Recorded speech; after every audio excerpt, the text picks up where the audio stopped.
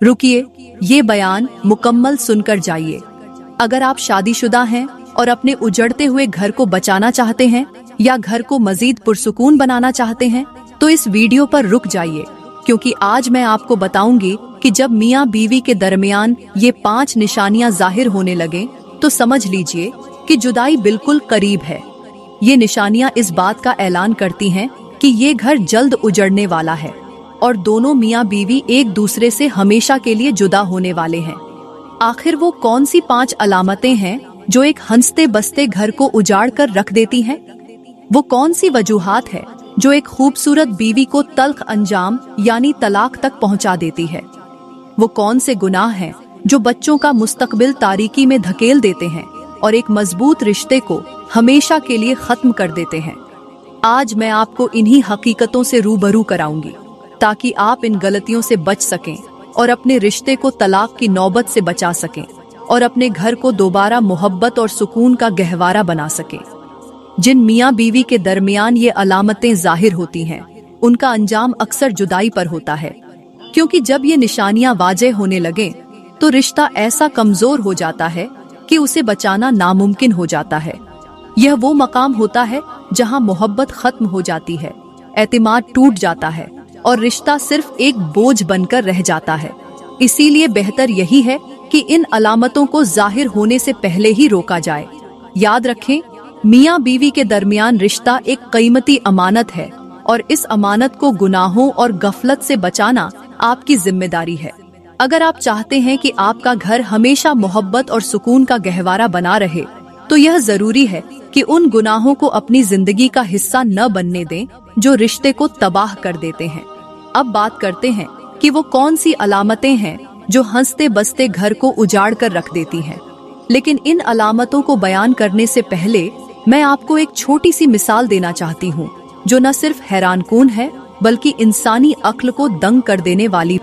एक दफा का जिक्र है कि एक मजबूत दरख्त अपने साये में बैठे मुसाफिरों को ठंडक देता था। मुसाफिर उस दरख्त की घनी शाखों तले सुकून से आराम करते और दरख्त का शुक्रिया अदा करते। मगर एक दिन एक कुल्हाड़ी उठाए शख्स आया और उसी दरख्त के नीचे बैठकर आराम करने लगा। लेकिन थोड़ी देर बाद वही शख्स जिसने दरख्त से आराम पाया था, अगले ही लम्हे कुल्हाड़ी से उसी दरख्त को काटने लगा। दरख्त हैरान था कि अभी थोड़ी देर पहले मैंने तुझे साया दिया, तुझ पर एहसान किया और अब थोड़ी देर बाद तू मुझे काटने पर तैयार हो गया है। दरख्त ने कहा, ऐ इंसान, मैंने तुझे साया दिया, सुकून दिया और तू बदले में मेरी जड़ें क्यों काटने लगा? उस शख्स ने जवाब देकर दरख्त को लाजवाब कर दिया। कहा, ऐ दरख्त, ये जो कुल्हाड़ी है जिससे मैं तुझे काट रहा हूँ, इसका दस्ता तेरी ही लकड़ी से बनाया गया है। इसका मतलब ये है कि सिर्फ मैं ही तुझे नहीं काट रहा, बल्कि तेरे अंदर से बनाई गई लकड़ी का दस्ता भी तुझे काटने में मेरी मदद कर रहा है। ये मिसाल हमें बताती है कि अक्सर रिश्ते भी ऐसे ही होते हैं। वो लोग जो एक दूसरे के सुकून का जरिया बनते हैं, वही अपनी गलतियों और रवैयों से उस रिश्ते की जड़ों को काट कर रख देते हैं। अगर हम इन छोटी छोटी बातों पर तवज्जो नहीं देंगे तो मोहब्बत और एतमाद के मजबूत दरख्त भी गिर सकते हैं और घर का सुकून हमेशा के लिए खत्म हो सकता है। अब बात करते हैं कि वो कौन सी अलामतें हैं जिनके जाहिर होने से घर हमेशा के लिए बर्बाद हो जाता है। मेरी प्यारी बहनों, ये बात याद रखें कि रिश्ता बहुत नाजुक होता है और इसकी बुनियाद मोहब्बत, एतमाद और कुर्बानी पर कायम होती है। जब इन बुनियादों को हिलाने वाले आमिल पैदा हो जाएं, तो घर उजड़ने में देर नहीं लगती। एक मर्तबा का जिक्र है कि हजरत इमाम जाफर सादिक के पास एक औरत आई। उसकी आंखों में आंसू थे और दिल गम से भरा हुआ था। वो लरजती हुई आवाज में कहने लगी, हजरत, मेरा शौहर मुझे छोड़ने के लिए तैयार हो चुका है। वही शौहर जिसने मेरे साथ जीने मरने के वादे किए थे, आज मुझे तन्हा छोड़ रहा है। मैं गरीब बाप की बेटी हूँ और यतीम भी हूँ। मेरे दिल में अभी वो लम्हात ताज़ा है जब मेरे वालिद का साया मेरे सर से उठ गया था। हजरत, मैंने अपने बाप को अपनी आंखों के सामने दम तोड़ते देखा है। मेरी माँ तो पहले ही इस दुनिया से जा चुकी है और मेरे भाई हैं तो वो इतने गरीब हैं कि वो गुर्बत की वजह से मेरा सहारा हरगिज नहीं बन सकते। औरत ने अपने आंसू साफ करते हुए कहा, हजरत, मेरे दिल पर जो बोझ है वो सिर्फ अल्लाह जानता है। मेरा कोई सहारा नहीं रहा और जिस घर को मैंने मोहब्बत और कुर्बानी से बसाया था वो अब टूटने के करीब है। हमारे घर में नफरत की आग जल उठी है और हमें ऐसा लगता है जैसे ये आग कभी बुझ नहीं सकेगी। दिलों के फासले इतने बढ़ चुके हैं कि मोहब्बत, जो कभी हमारा सबसे बड़ा सहारा थी, अब हमारे दरमियान कहीं नजर नहीं आती। मियाँ बीवी के रिश्ते में वो तल्खियां आ चुकी हैं जिन्होंने सुकून और खुशहाली का रास्ता बंद कर दिया है। ऐसा महसूस होता है कि हमारा घर किसी भी लम्हे बर्बाद हो जाएगा। मेरे शौहर और मेरे दरमियान नफरत बढ़ती जा रही है। ऐसा लगता है कि हम दोनों अब एक दूसरे के साथ रहने के काबिल नहीं रहे। हमारा घर तबाही के दहाने पर है और मुझे समझ नहीं आता कि इसे कैसे बचाया जाए।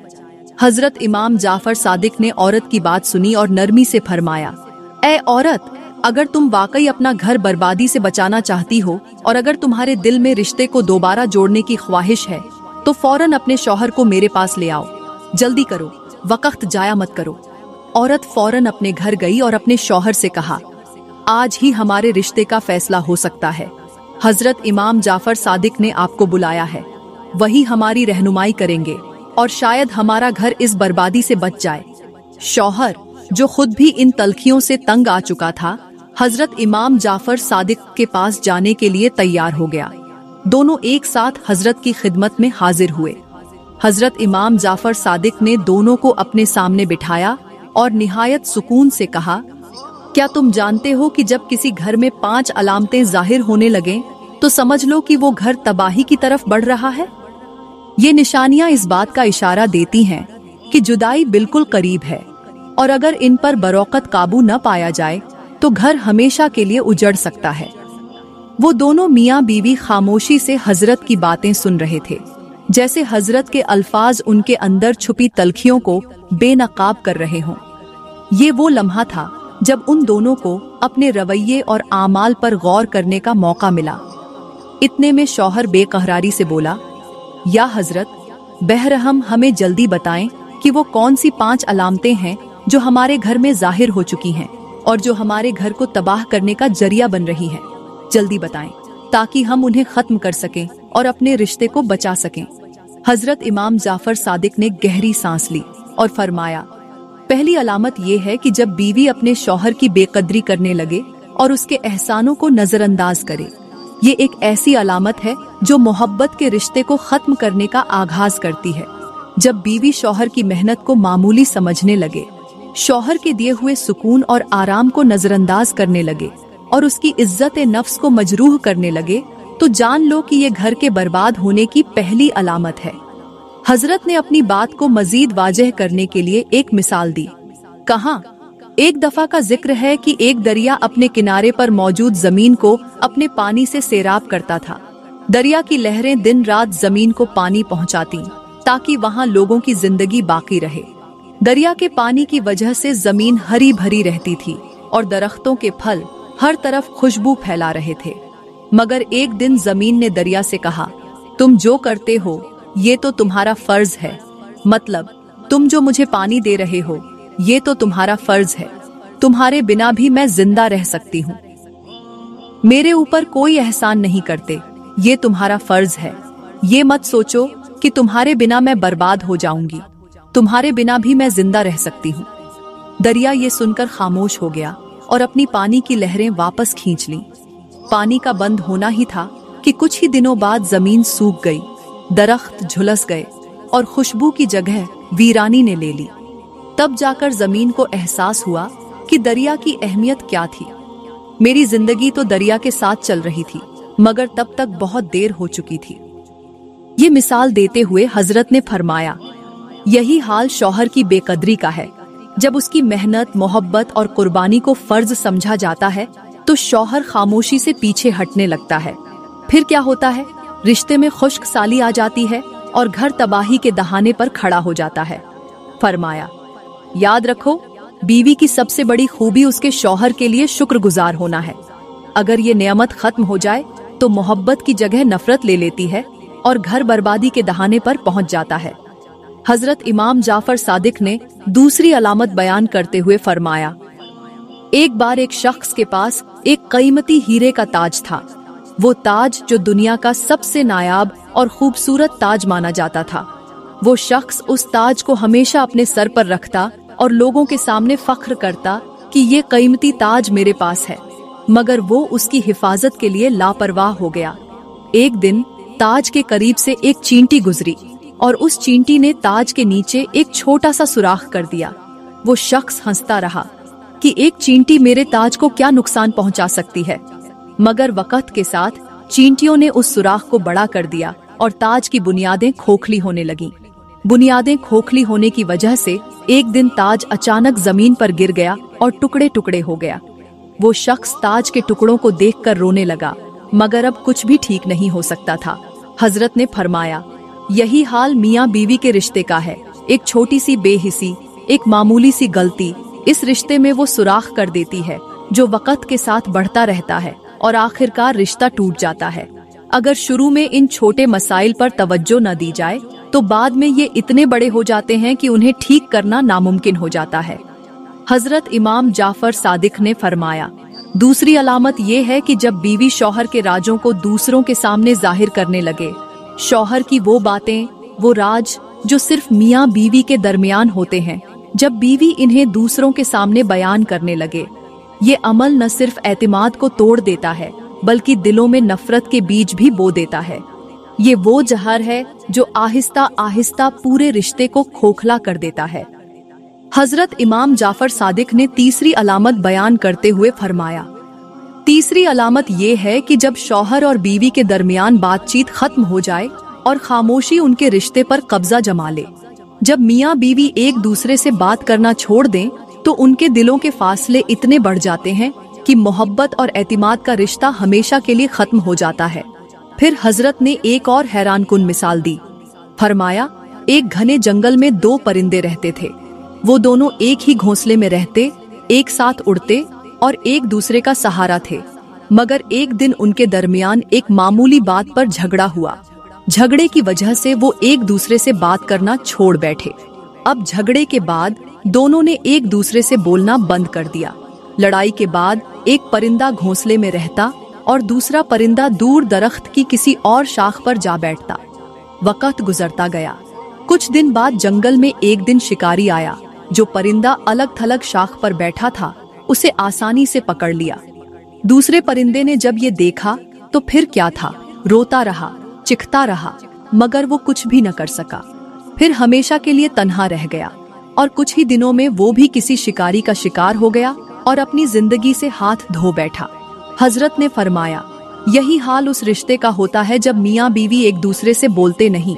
अगर मियाँ बीवी एक दूसरे से बात करना छोड़ दें तो वो एक दूसरे के लिए मजबूत सहारा बनने के बजाय कमजोरी बन जाते हैं। बातचीत एक रिश्ते की रूह है और जब ये खत्म हो जाए तो रिश्ता अपनी बुनियाद खो देता है। इज्जत वो बुनियाद है जो मोहब्बत और एतिमाद को सहारा देती है, और जब यही बुनियाद टूटने लगे तो रिश्ता भी बिखरने के करीब हो जाता है। हजरत इमाम जाफर सादिक ने एक मिसाल देते हुए फरमाया, एक मर्तबा एक बादशाह के दरबार में एक कीमती हीरे का ताज पेश किया गया।